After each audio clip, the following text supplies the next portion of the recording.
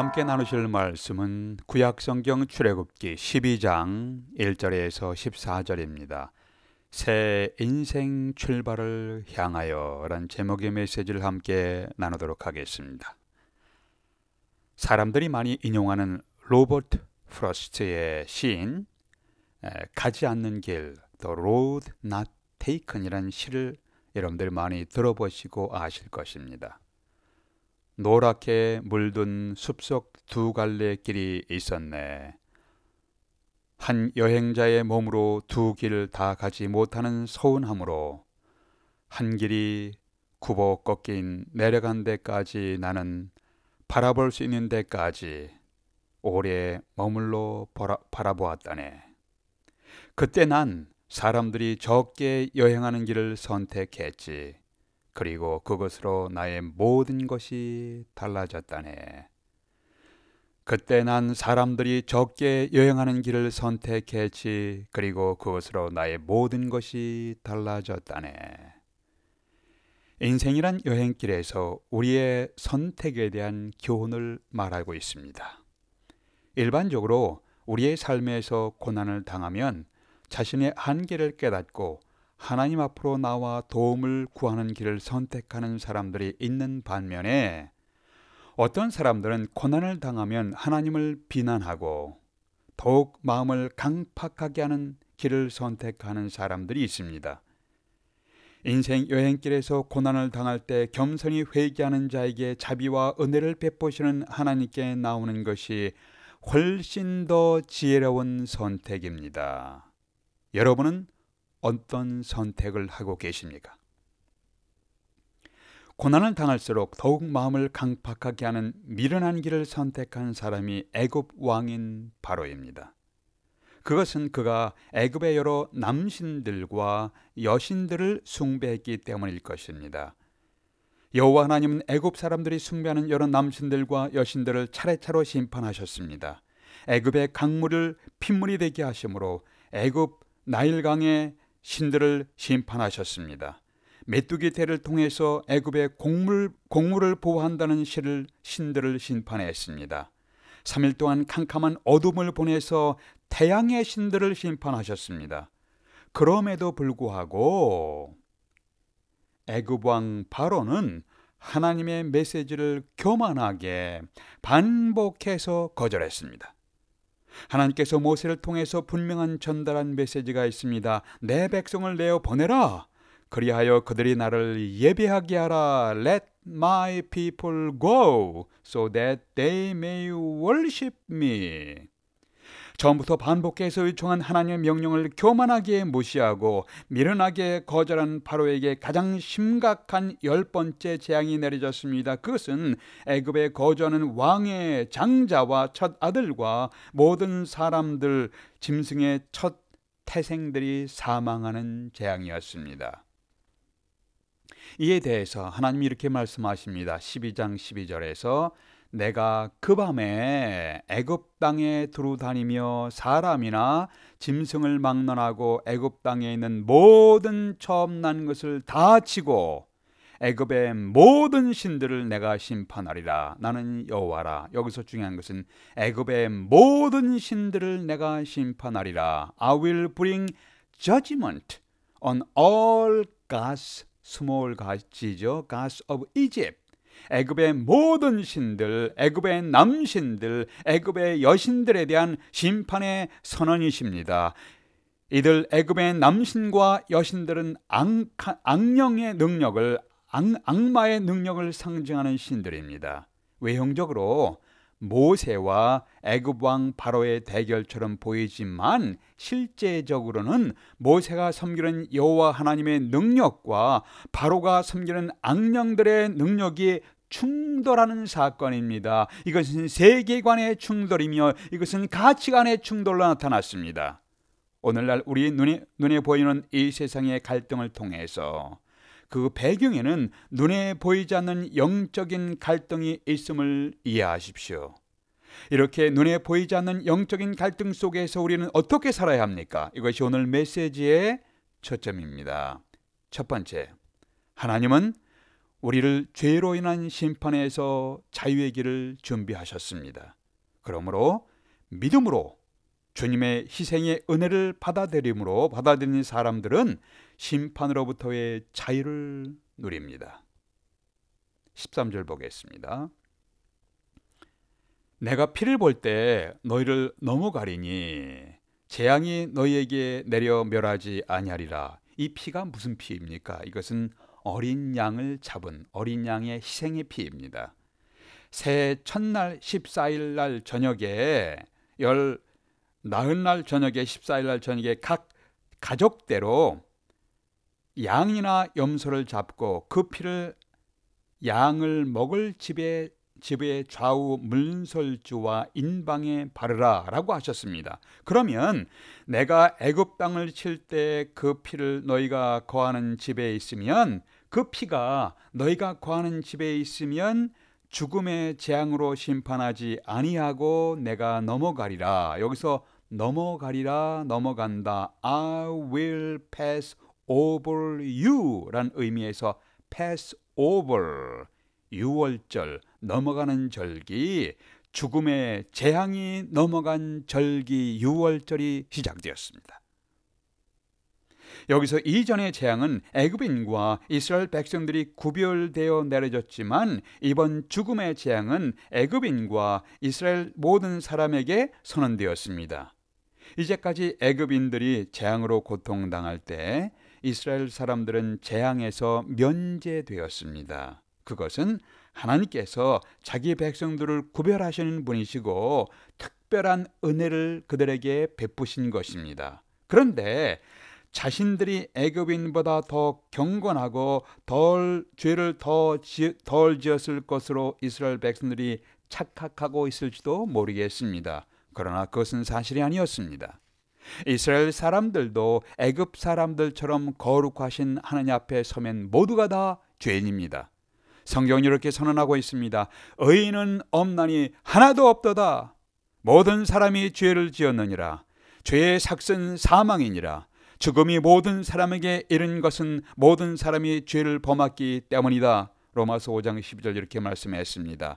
그런데 하나님은 그의 백성들을 통해 죄의 결과로 모든 사람에게 임하는 죽음의 재앙이, 사망의 재앙이, 죽음의 재앙으로부터 피할 수 있는 길을 하나님이 준비하셨습니다. 6월절에 이제 12장에 보면 여러 가지 준비하는 절차가 있습니다. 그런데 가장 중요한 것은 각 가족을 위해서 한 마리의 어린 양이 희생되었다는 겁니다. 문에 묻어있는 피는 이 집에 누군가는 이미 죽음의 형벌을 받았다는 표시였습니다. 애굽 전체 각 가정의 기둥 같은 장자들이 사망하여 슬픔의 통곡 소리가 들리는 상황이었습니다. 이때 이스라엘 백성 각 집에서 희생된 어린 양의 피가 문설주와 문 인방에 발라진 것을 보시면 하나님께서 그 집을 향해 죽음의 심판을 내리지 아니하고 pass over, 그냥 넘어가셨습니다. 이 어린 양에 대한 말씀이 성경 전체에 계시되어 있었습니다. 창세기에서 하나님은 한 사람을 위하여 한 마리의 어린 양을 준비하셨습니다. 아브라함은 그의 아들 이삭을 대신해서 하나님이 준비해 주신 한 어린 양을 희생 제물로 드렸습니다. 한 사람, 조금 더 발전해서 이제 하나님은 한 가족을 위해서 한 마리 어린 양을 준비하셨습니다. 한 가족을 위해서. 그것이 오늘 성경이 나오는 6월절에 한 가족을 위해 희생된 어린 양입니다. 이제 한 사람, 한 가족, 그 다음에는 하나님께서는 한 나라 전체를 위해서 한 어린 양을 준비하셨습니다. 그것은 이스라엘 백성 전체를 위해서 죄를 대신하여 속죄일에 희생된 어린 양입니다. 이제 하나님은 한 사람을 위해서, 한 가족을 위해서, 한 나라 전체를 위해서, 그리고 하나님은 온 세상을 위하여 한 어린 양을 준비하셨습니다. 보라, 온 세상 죄를 지고 가는 하나님의 어린 양이로다 라고 예수님을 보며 요한이 증거했습니다. 바울은 우리의 유월절 양 곧 그리스도께서 희생되셨느니라고 말씀했습니다. 요한계시록에서 우리를 위해 희생당하신 어린 양의 생명책에 기록된 자만이 천국 백성이 될 것이라고 말씀했습니다. 예수 그리스도는 하나님의 어린 양으로 온 세상 사람들의 죄를 대신 짊어지시고 십자가에서 희생되셨습니다. 우리는 십자가를 볼 때마다 예수께서 온 세상 사람들의 죄의 값을 대신 지불하셨다라는 것을 기억해야 합니다. 하늘의 하나님께서 온 세상 사람들의 죄를 대신 짊어지시고 죽으실 어린 양 예수님을 준비하셨습니다. 이것은 인간의 언어로 다 표현하지 못하는 엄청난 은혜, 큰 은혜입니다. 찬송가에서 이 큰 은혜를 찬송하는 찬송들이 무수히 많이 나왔습니다. 하나님이 준비하신 어린 양 예수 그리스도의 희생을 신뢰하고 받아들이는 것이 그리스도교 신앙 믿음입니다. 우리는 하나님의 은혜를 인하여 예수 그리스도를 믿음으로 죄의 심판으로부터 구원받게 되었습니다. 우리는 하나님의 은혜에 감사하며 예수 그리스도를 믿음으로 죄로 인한 심판과 형벌에서 구원받은 백성인가요? 우리의 가족들은 어떠한 백성인가요? 우리의 이웃들은 어떤 사람인가요?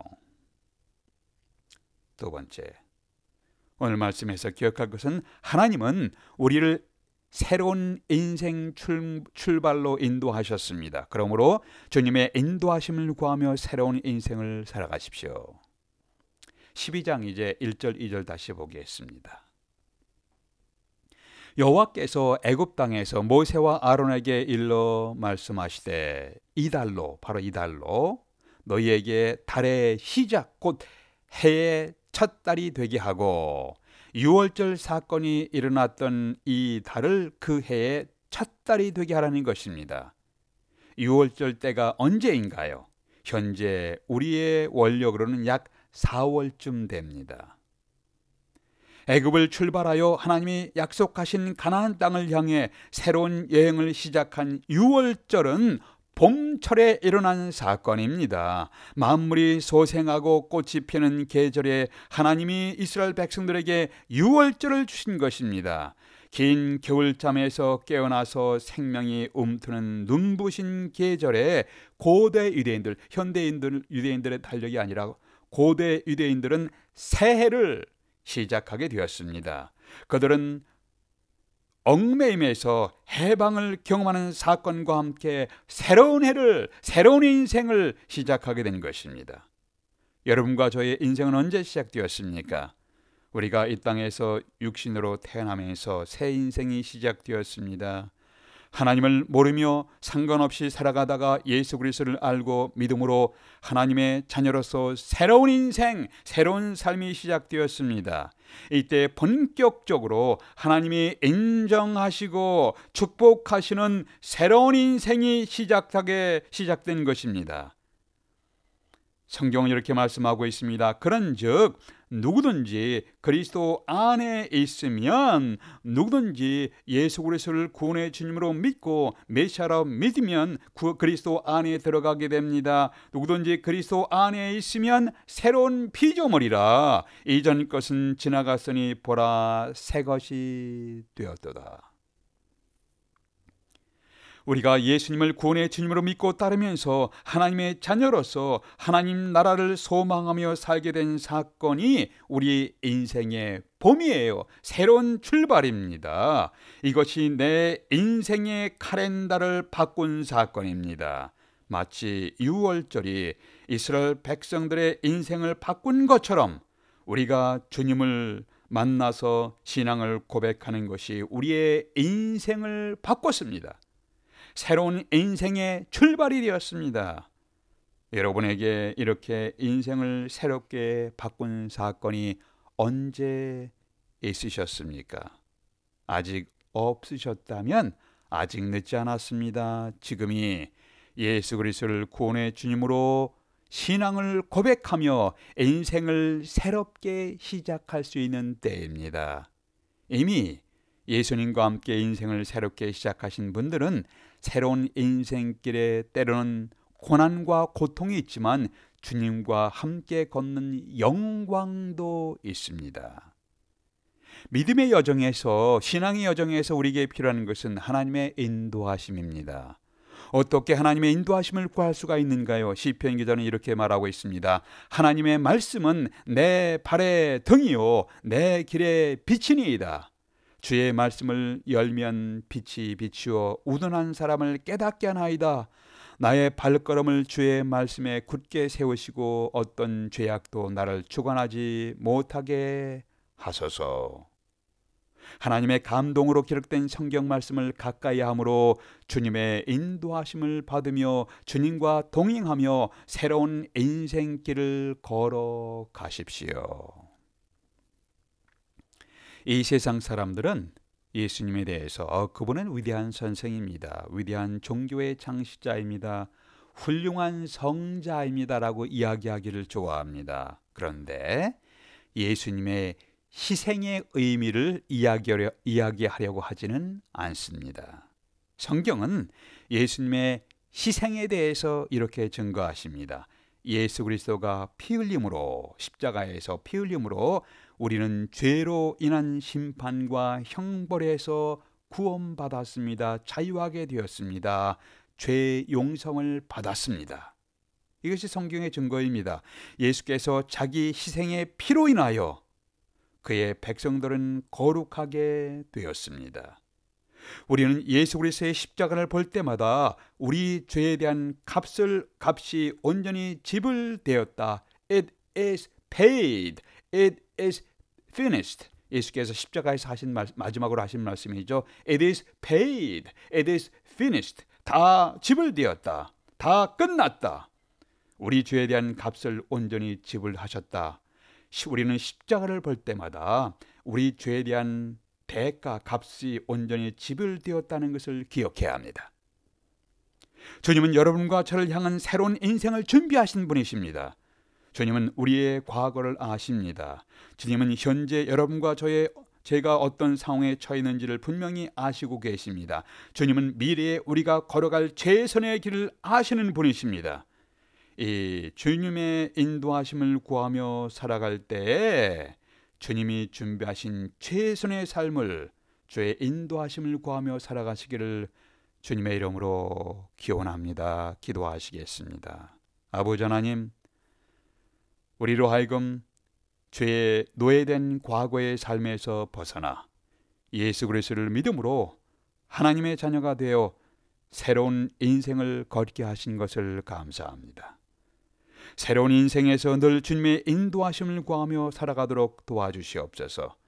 하나님의 감동으로 기록된 성경 말씀을 가까이 함으로 주님과 가까이 동행하는 삶을 살도록 도와주시옵소서. 예수 그리스도의 이름으로 기도하옵나이다.